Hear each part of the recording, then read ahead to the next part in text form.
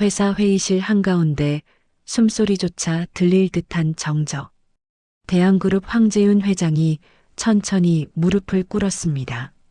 그 앞에 선 젊은 신입사원 강민수는 얼굴이 창백하게 굳어 있었고 주변 임원들은 믿을 수 없다는 듯 입을 벌린 채 얼어붙었습니다. 누군가 떨리는 목소리로 속삭였습니다. 회장님이 저 신입한테 무릎을? 황재윤의 손이 떨렸습니다. 그는 민수를 바라보며 목이 메인 목소리로 말했습니다. 너를 찾는데 25년이 걸렸다. 회의실이 얼어붙었습니다. 대체 무슨 일이야? 저 평범해 보이던 신입사원이 누구길래? 그런데 정작 민수의 눈엔 분노만이 타올랐습니다. 마치 오래된 상처가 다시 찢어진 사람처럼. 이 충격적인 장면 뒤에 숨겨진 진실이 궁금하시다면 잠시만 구독 버튼을 눌러주세요. 평범해 보이는 사람들의 숨겨진 이야기를 매일 전해드립니다. 그럼 시간을 조금 되돌려 보겠습니다. 한밤중 작은 원룸에서 시작된 이야기로 한밤중 좁은 원룸 형광등이 깜빡이며 어둠과 밝음을 번갈아 쏟아냅니다. 책상 앞에 앉은 강민수는 불 꺼진 모니터를 멍하니 바라봤습니다. 화면엔 수십 통의 불합격 메일들 사이로 단 하나 대한그룹 최종 면접 대상자라는 제목이 눈에 들어왔습니다. 민수는 입술을 깨물었습니다. 어머니 이소희의 병원비, 2개의 아르바이트를 뛰며 버티는 나날, 그리고 점점 말라가는 어머니의 손. 이번엔 꼭 돼야 했습니다. 바로 그때 휴대폰 화면이 켜졌습니다. 병원에서 온 문자였습니다. 금주 항암 치료 비용 납부가 확인되지 않았습니다. 민수의 숨이 잠시 멎었습니다. 감춰왔던 절박함이 더는 피해갈 수 없게 눈앞으로 밀려왔습니다. 문이 열리며 어머니가 나왔습니다. 흰 니트에 가발을 눌러 쓴 모습, 억지로 지은 미소가 애처로웠습니다. 면접 준비 잘 돼가니? 민수는 서둘러 휴대폰을 뒤로 숨기며 대답했습니다. 그럼요. 걱정 마세요. 이번엔 자신 있어요. 어머니는 부엌에서 작은 반찬통을 꺼내며 말했습니다. 내 아버지가 항상 그러셨어. 포기하는 순간이 실패하는 순간이라고. 민수는 갑자기 고개를 들었습니다. 기억 속 오래전 세상을 떠난 아버지. 하지만 어머니는 아버지에 대해 자세한 이야기를 한 적이 없었습니다. 엄마, 아버지 어떤 분이었어? 어떻게 돌아가신 거야? 어머니의 손이 그 순간 멈췄습니다. 반찬통 뚜껑을 닫는 소리가 불안하게 울렸습니다. 좋은 사람, 착한 사람이었어. 그 얘긴 언제나 그렇듯 거기까지였습니다. 대답을 원해도 더는 나오지 않았습니다. 마치 말할 수 없는 비밀을 감춘 사람처럼. 그날 밤 민수는 잠들지 못했습니다.